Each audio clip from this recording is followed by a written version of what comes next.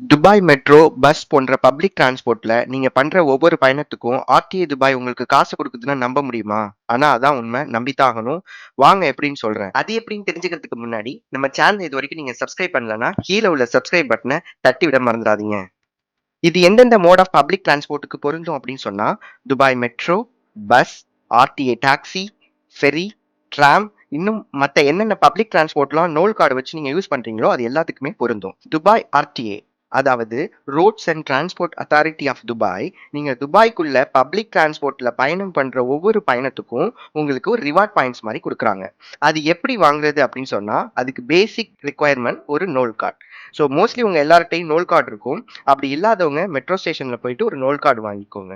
உங்க Google play ஸ்டோர்லயோ இல்லைன்னா உங்க மொபைல் ஆப் ஸ்டோர்லயோ போயிட்டு நோல் பே ஆப்பை டவுன்லோட் பண்ணிக்கோங்க. அதுக்கப்புறம் லாகின்ங்கிறத கிளிக் பண்ணுங்க. உள்ள போனீங்கன்னா உங்ககிட்ட ஏற்கனவே ஆர்டிஏ யூசர் நேம் பாஸ்வேர்டு இருந்தால் கொடுக்கலாம். அப்படி இல்லை அப்படின்னு சொன்னால் ரெஜிஸ்டர் ஃபார் அன் ஆர்டிஏ அக்கௌண்ட்டுங்கிறத கிளிக் பண்ணுங்க. உள்ள போயிட்டு உங்களோட ஃபர்தர் டீட்டெயில்ஸை கொடுங்க.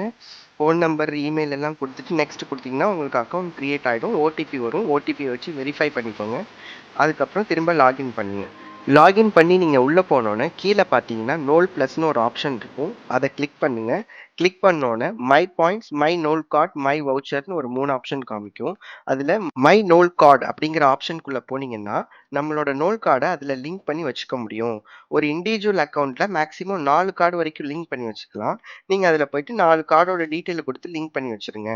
அதுக்கப்புறம் மை பாயிண்ட்ஸ்ங்கிற ஆப்ஷனுக்குள்ளே போனீங்கன்னா உங்களோட அக்கௌண்ட்டில் ஒவ்வொரு டிரான்சாக்ஷனுக்கும் எத்தனை பாயிண்ட் ஆட் ஆயிட்டு இருக்குங்கிற ஹிஸ்டரியே உங்களுக்கு காமிக்கும்.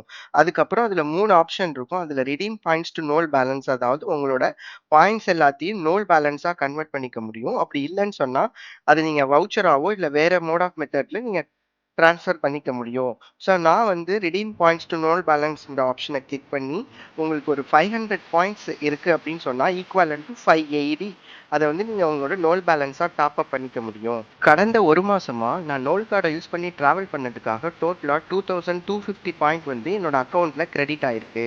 அதுல ஒரு 2200 பாயிண்ட் ஈக்குவலன்ட் டு 22 திர்ஹம்ஸ் இதை நான் இப்போ ரிடீம் பண்ண போறேன். ஸோ எந்த கார்டில் கிரெடிட் ஆகணுமோ அந்த கார்டை சூஸ் பண்ணி உங்களுக்கு எவ்வளோ அமௌண்ட் ரிடீம் பண்ணணுமோ அதை கிளிக் பண்ணீங்கன்னா ரிடீம்னு காமிக்கும். காமிச்சோன்னா உங்களோட மொபைலுக்கு ஒரு ஓடிபி வரும். அந்த ஓடிபியை டைப் பண்ணுங்க. ஓடிபியை டைப் பண்ணோன்னா ரிடீம்டு சக்ஸஸ்ஃபுல்லி அப்படின்னு காமிக்கும். அவ்வளோதான். ஆனால் இது இமீடியட்டா உங்க அக்கௌண்ட்ல வந்து ரிஃப்ளெக்ட் ஆகாது. இதுக்கு ஒரு ஃபியூ ஹவர்ஸ் எடுத்துக்கும். நீங்க நெக்ஸ்ட் டைம் டிராவல் பண்ணும்போது மெட்ரோல அங்க மெட்ரோ கேட்ல போயிட்டு நீங்க டேப் பண்ணீங்க அப்படின்னு சொன்னா நீங்க ரிடீம் பண்ண அமௌண்ட் வந்து அங்க உங்களுக்கு கிரெடிட் ஆகுறத காமிக்கும். இந்த இன்ஃபர்மேஷன் உங்களுக்கு யூஸ்ஃபுல்லா இருக்கும்னு நான் நம்புறேன். இது தெரியாதவங்களுக்கும் இந்த வீடியோவை கண்டிப்பா ஷேர் பண்ணுங்க. தேங்க்யூ.